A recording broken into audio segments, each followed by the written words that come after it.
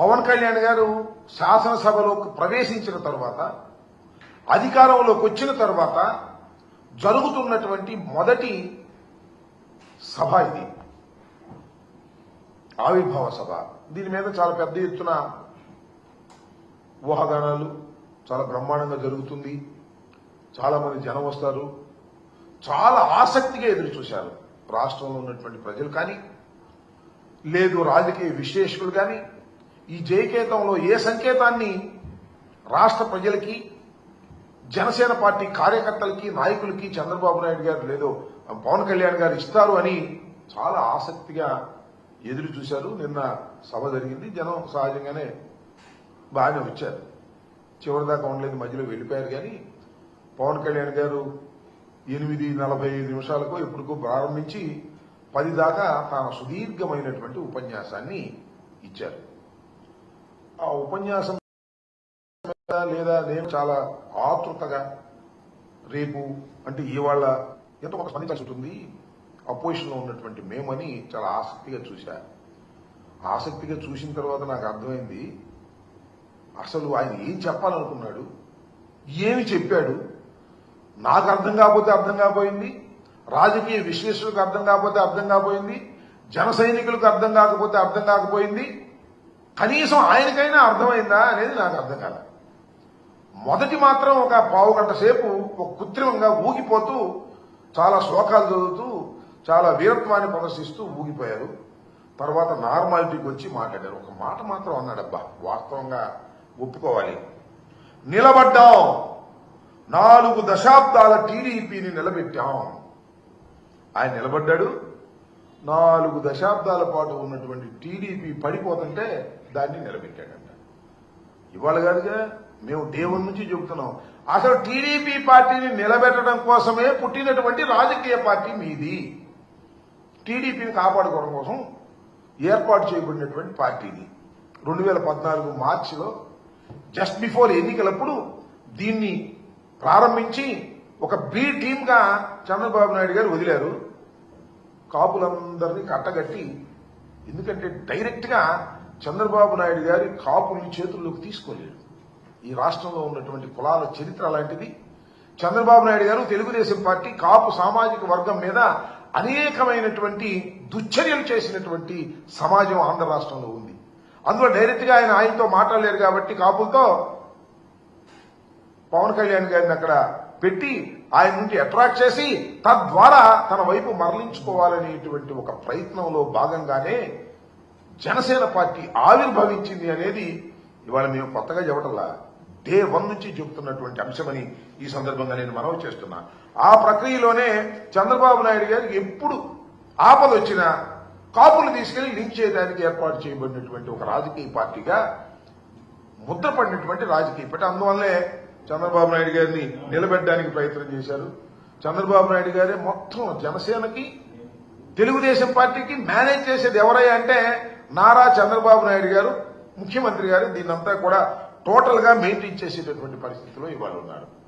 దీనిలో ఒక మాట అన్నారు పవన్ కళ్యాణ్ గారు, 100% స్ట్రైక్ రేట్. ఏంటి 100% స్ట్రైక్ రేట్? నాకు అర్థం కాలేదు. మీరు ఒక్కళ్ళే వచ్చారు 100% స్ట్రైక్ రేట్ కి. 21 సీట్లు పోటీ చేశారు, 21 సీట్లు మీరు గెలిచారు. అందువల్ల మీరు 100% స్ట్రైక్ రేట్ అని అనుకుంటే ఎలాగా అంటున్నా? అది బలం కాదు నాయన. 2 పార్టీల యొక్క మద్దతు నీకు వాపుగా కనపడి నీకు 21 వచ్చినాయి. అది రాష్ట్ర ప్రజల దురదృష్టం వల్ల వచ్చిందని నేను మనవి చేస్తున్నా. 21 సీట్లు గెలుచుకొని ఇది నాకు స్ట్రైక్ రేట్, అద్భుతం, అమోఘం అనేటువంటి మాట మాట్లాడుతున్నారు. శభాష్ అయ్యా. నేను మాట చెప్తాను, ఏమండి పవన్ కళ్యాణ్ గారు, కొన్నిదల పవన్ కళ్యాణ్ గారు, మీ డయాస్ మీద 21 మంది శాసనసభ్యులు ఉన్నారు, 2 పార్లమెంట్ సభ్యులు ఉన్నారు. అసలు మీ వాళ్ళు ఎవరు చెప్పండి నాకు. మీ పార్టీలో వచ్చిన వాడు ఎవరు? చంద్రబాబు నాయుడు గారి దగ్గర టికెట్ లేకపోతే పంపిస్తే వాళ్ళకి టికెట్ ఇచ్చావు. మేము రిజెక్ట్ చేసిన బ్యాచ్ కొంతమంది టికెట్ ఇచ్చావు. నీ సొంత మనుషులు, నీ పార్టీ మనుషులు ఎవరున్నారు? ఎవరు లేరు. గాలి కొట్టుకొచ్చిన వాళ్ళని కొంతమందిని పెట్టుకున్నావు. నీ అదృష్టం బాగుంది, గాలి కొట్టింది, గెలిచావు. ఇది జరిగినటువంటి అంశం. 100% స్ట్రైక్ రేట్ అనేటువంటి మాట మాట్లాడుతున్నావు. అసలు నీకున్నటువంటి 22 శాసనసభ్యుల్లోనూ 21 శాసనసభ్యుల్లోనూ 2 పార్లమెంటు సభ్యుల్లోనూ 100% నీ వాళ్ళు కాదయ్యా చంద్రబాబు నాయుడు గారి మనుషులు లేదా మేము రిజెక్ట్ చేసినటువంటి మనుషులు అనే విషయాన్ని దయచేసి గుర్తు పెట్టుకోమని ఈ సందర్భంగా నేను చెప్తున్నా. సరే, నీకు 100% స్ట్రైక్ రేట్ తో నువ్వు గెలిచావు. నువ్వు ఇచ్చిన హామీలు ఏంటి? చంద్రబాబు నాయుడు గారు కూటమి ప్రభుత్వం కలిసి ఇచ్చినటువంటి హామీలు ఏమయ్యాయి అని అడుగుతా ఉన్నా. సూపర్ 6 ఏమైంది? సూపర్ 7 ఏమైంది? 143 హామీలు ఇచ్చి ప్రజల్లోకి వెళ్లారు. అక్కడ కాదు 100% స్ట్రైక్ రేటు నీకు ప్రజలు ఇచ్చారనుకుంటున్నావే, ఇక్కడ చేయమంటున్నా. 100% గా నీ హామీలను నెరవేర్చేటటువంటి దాఖలాలు ఎక్కడ కనబడటం లేదే. నేను నువ్వేదో చెప్తావంటే ఏదేదో చెప్పుకొచ్చాడండి. ఆయనకి ఉపసం ఉందంట, ఆయన ఆరోగ్యం జరగొట్టుకున్నాడంట రాజకీయాల్లోకి వచ్చి ఏం ఆరోగ్యం జరగొట్టుకున్నాడు నాకు అర్థం కాదా. ఎట్లా జరుగుతుంటే రాజకీయాలు ఆయన బ్రహ్మాండంగా ఉంటే ఆయన రాజకీయ పార్టీని మెయింటైన్ చేశారు. ఒక సినిమా సమాజంలో ఉన్నాడు, ఒక మంచి సమాజంలో బ్రతుకుతున్నాడు, ధనం కూడా విపరీతంగా ఉన్నది. ఆయనకి ఆరోగ్యం జరగొట్టుకున్నాడ నాకు అర్థం కదా. అంటే తుపాకీ పట్టుకుని ఏమైనా అడవికి వెళ్ళాడా? ఏమైనా పోరాటాలు చేశాడా? నేను ఆరోగ్యం జరగొట్టుకున్నాను, రాజకీయాల వల్ల ఈ 11 సంవత్సరాల పాటు రాజకీయాలు ఆగటం అంటే సామాన్యమైందా, ఎంత కష్టమైంది అని ఆయనే చెప్పుకునేటటువంటి పరిస్థితి వాళ్ళ కనిపిస్తా ఉంది. అంతేకాదు నాకు చాలా విచిత్రం వేసింది ఏంటంటే, ఎవరు హిందీ పత్రిక ఇంగ్లీష్ పత్రిక ఈయన గురించి రాశారంట మ్యాగజైన్ లో. లెఫ్ట్ ప్రారంభమయ్యాడు, రైట్కి వెళ్ళాడు, మళ్ళీ సెంటర్కి వచ్చాడు. ఏంది ఇది? ఇదేమిటి అంటే అక్కడే తిరుగుతున్నాడు. నేనంతా పిఠాపురంలో సభ పెట్టి దగ్గరే తిరుగుతా ఉన్నాడు. నన్ను ఇట్లా అన్నారు, నేను అసలు లెఫ్ట్ నుంచి రైట్కి ఎందుకు వచ్చాను, రైట్ నుంచి సెంటర్కి ఎందుకు వచ్చాను, చెగువీరా అని ఫోటోలు వేసుకున్న మాట నిజమేను. చెగువీర డాక్టర్ కాబట్టి సమాజానికి సేవ చేస్తున్నాడు కాబట్టి ఆయన పంపేసుకున్నాడు, కానీ ఆయన సిద్ధాంతాలకు నాకు పనేంటి అంటున్నాడు. ఇది కాదు, ఇంకో గొప్ప విషయం చెబుతాను మీకు. వాళ్ళ ఇంట్లో రామనామ స్మరణ వినపడుతుందంట ఎప్పుడు కూడా. అంతకుముందు ఏమన్నాడు గుర్తుందా మీకు? ఆయన మర్చిపోతాడు, అది వేరే అంశం. మా నాన్నగారు హేతువాది, దీపారాధనలో సీరియట్ అడుచుకున్నాడు అన్నాడు.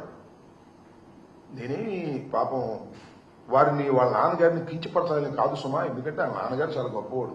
3 బ్రహ్మాండమైనటువంటి పేరు ప్రఖ్యాతులు సంపాదించుకున్నటువంటి కొడుకుల్ని కన్నటువంటి వ్యక్తి. కానీ దేనికో దానికి సెటిల్ అవ్వను స్వామి. మీ నాన్నగారు కేతువాదా లేక రామనామస్మరణ చేసే వ్యక్తి ఏదో సెటిల్ అవ్వకోకుండా ఆయన్ని కించపరిచేటటువంటి కార్యక్రమాలు ఎందుకు చేస్తున్నారు నాకు అర్థం కావడంలా. అక్కడక్కడే తిరిగేటటువంటి కార్యక్రమం చేస్తున్నారు. ఏమిటో ఇది చాలా దురదృష్టకరమైనటువంటి అంశం. చాలా మంది అనుకున్నారు ఉప ముఖ్యమంత్రి గారు కదా, ముఖ్యమంత్రి గారి తర్వాత ముఖ్యమంత్రి అందరు వాడు కష్టపడి సాధించుకున్నాడు, 21 సీట్లు గెలిపించుకున్నాడు. తన పార్టీ వాళ్ళు కాకపోయినా ఆ పార్టీ వాడిని పట్టుకుని ఉప ముఖ్యమంత్రిగా ఉండి మరి ఇచ్చిన హామీల పట్ల నీ జయకేతంలో ఏమైనా మాట్లాడేవా? ఇదిగో మేము సూపర్ 6 ఇచ్చాం, ఇవన్నీ కూడా అమలు చేయబోతున్నాం, మేము ఇంతకు ముందు అనేకమైన హామీలు ఇచ్చాం, ఫలానా హామీని నెరవేర్చబోతున్నాం, మళ్ళా రాబోయే కాలంలో వైఎస్ఆర్ కాంగ్రెస్ పార్టీని